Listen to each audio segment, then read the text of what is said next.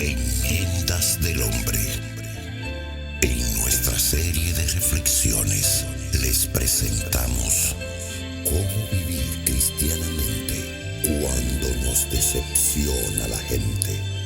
Hoy queremos dar gracias a Dios porque nos ha permitido disfrutar de un poco de sabiduría a través de la necesidad de comprender por qué nos ocurren ciertos acontecimientos desagradables que nos inquietan especialmente cuando suceden a raíz de nuestras diferencias con otras personas.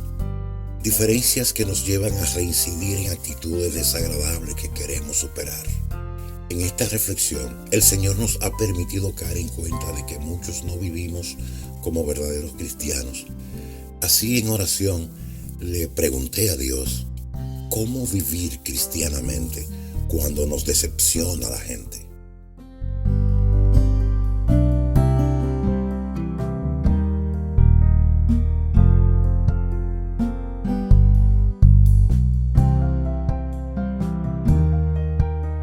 El instinto del deseo es una inclinación natural y fundamental de cada uno de nosotros para mejorar nuestras vidas, aunque sea por un solo instante. Como cristianos, debemos entender que hay que procurar manejar el deseo de una forma visionaria. Esto implica no simplificar el deseo solo a mi persona, sino a todas las personas posibles, idealmente a todas las personas de nuestro entorno. Hemos asimilado que un buen cristiano amplía su deseo individual hacia el bienestar de los demás, siendo visionario en la fe. El simple deseo es el carácter personal. La visión es inclusiva, es decir, buenos deseos para todos los demás. El deseo puede cambiar algunos aspectos de nuestras vidas. Una visión de fe puede cambiar toda una situación para muchos. Un cristiano es visionario en la fe cuando es un voluntario, cuando actúa por voluntad propia, movido por un convencimiento. Ahí no existe el interés de remuneración, sino la intención de producir cambios significativos en nuestro entorno, donde más de uno es beneficiado. Esto puede incluir nuestra propia situación y condición. Cuando actúas voluntariamente en la fe, esa es la antesala de nuestro paraíso. Pero cuando somos obligados a una situación, eso se convierte en nuestra condenación en la tierra, en nuestro infierno. Esta es la real diferencia entre lo que es bueno o lo que es malo para nosotros. Basados en estos conceptos que estamos reflexionando, entonces, no existen personas buenas o personas malas. Todos nos movemos entre ambas condiciones para vivir. Las condiciones obligadas nos crean situaciones desagradables que nos mueven a las actitudes negativas y de rechazo entre las personas. Por ello existen personas conformes y alegres, también otras con vidas miserables, no personas buenas o malas. Quienes existen bajo condiciones obligadas en un ambiente que no desean y les es hostil, son personas miserables, por tanto se comportan movidos por actitudes negativas y resentidas. Muchos son los que agreden o destruyen las vidas a ciertas personas, pensando que ellos mismos son los buenos y por tanto sienten el derecho de acabar con aquellos que consideran malos.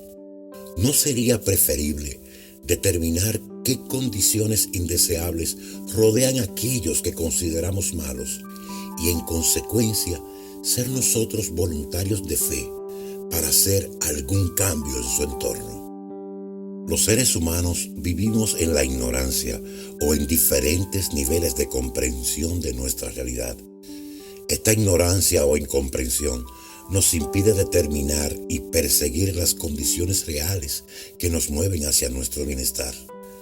También vivimos en ninguno o en diferentes niveles de fe, lo que nos impide entender la necesidad de conseguir mayor plenitud espiritual, nuestro bienestar verdadero.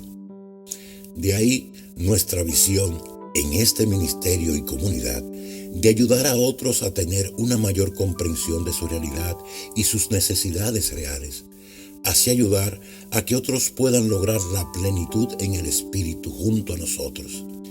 Ese sería un gran freno para las acciones desatinadas que atentan contra la armonía entre las personas. Si logramos ser honestos, podemos visualizar que consideramos malos o inaceptables usualmente a las personas que son diferentes a nosotros. Y esto sucede porque el criterio de bondad lo decidimos individualmente bajo nuestras propias expectativas e intereses respecto a los demás. De ahí que desaprobamos a quienes no actúan de acuerdo a nuestro criterio o a nuestros deseos. El Señor nos enseña que no es nuestro deber juzgar la bondad o la maldad en el hombre. De ahí que nos deja como mandamiento fundamental el amar a los demás sin condicionar ese amor. El Señor nos invita a amar como virtud, como voluntarios del reino de Dios. Según el Evangelio de San Mateo, en el capítulo 22, versículos del 35 al 40, nos dice: y uno de ellos, que era doctor de la ley, le preguntó para ponerlo a prueba: Maestro, ¿cuál es el mandamiento más importante de la ley? Jesús le respondió: amarás al Señor tu Dios con todo tu corazón, con toda tu alma y con todo tu espíritu. Este es el mandamiento y el primer mandamiento. El segundo es semejante al primero: amarás a tu prójimo como a ti mismo. De estos dos mandamientos dependen toda la ley y los profetas. Palabra del Señor. Gloria a ti, Señor Jesús. En esta lectura somos llamados por el Señor a decir sí a la voluntad de vivir en plenitud, aportando ambientes tolerantes y de amor. Esa es la manera justa y adecuada de ser verdaderos cristianos. Intentar imponer nuestro criterio e interpretación personal de lo que debe ser el hombre solo logra motivar malestar y resentimiento entre las personas. De ahí que solo debemos mostrar voluntad hacia los demás, prestarle la oportunidad de buscar dentro de sí las respuestas a su propio bienestar, permitir que cada uno encuentre su camino hacia una vida en el Espíritu y de acuerdo a su propio nivel de avance y de entendimiento de la fe, no bajo nuestro criterio ni nuestra presión. Nuestras vidas no deben ser manejadas respecto a cómo son los demás. Cada uno de nosotros tenemos derecho a una elección personal fundamental. Se trata de uno mismo, de cómo decidimos ser cada uno de nosotros, qué belleza profunda decidimos aportar o no a nuestras propias vidas y compartirla o no con los demás armoniosamente, sin obligar a nadie a aceptar nuestro criterio. Tampoco podemos darles la libertad y el poder a otras personas para hacernos sentir tristes, enojados, desencantados, incapaces, tontos, desafortunados, disminuidos, etc. Este es un privilegio que debemos proteger desde dentro de nosotros mismos, y en la fe encontramos las herramientas para lograr este objetivo. La máxima esclavitud en la que podemos caer es darle el poder a otros de decidir lo que ocurre dentro de nosotros respecto a nuestro estado de ánimo y nuestros sentimientos. Si buscamos intensamente nuestro interior, habremos de descubrir que necesitamos brindarle un poco más de tiempo a nuestras propias vidas y sentimientos y dejar de poner tanta atención a lo que no aceptemos de los demás. Es muy poco el tiempo de vida que nos toca como para no aprovecharlo y disfrutarlo más sin dañarnos a nosotros mismos. No debemos dar por sentada nuestra existencia como algo simple. Nuestra existencia es la obra de Dios y no nos pertenece. Inevitablemente moriremos en algún momento, y hasta puede ser dentro de unos instantes, Dios no lo quiera. Una gran cantidad de personas en el mundo no amanecerán vivas el día de mañana, y hasta podría ser cualquiera de nosotros o alguno de nuestros seres queridos. Y desde ese punto de vista, ¿no resultaría fantástico lograr amanecer vivos? ¿Qué pensarías si al amanecer del día de mañana no encontraras a esa persona que dices que tanto amas? Entonces, ¿por qué desaprovechar el tiempo en tristezas, en rencores, en malestares y en desacuerdos? Si queremos reconocer el valor de la vida, esta que Dios nos ha regalado en su infinita gracia, solo debemos recordar que nuestra vida, es una experiencia muy corta. Entonces, la diversidad en la forma de pensamiento y accionar de las personas es inevitable, pues somos seres únicos y distintos entre nosotros. Por tanto, no habremos de ponernos de acuerdo nunca respecto a ciertos intereses externos comunes.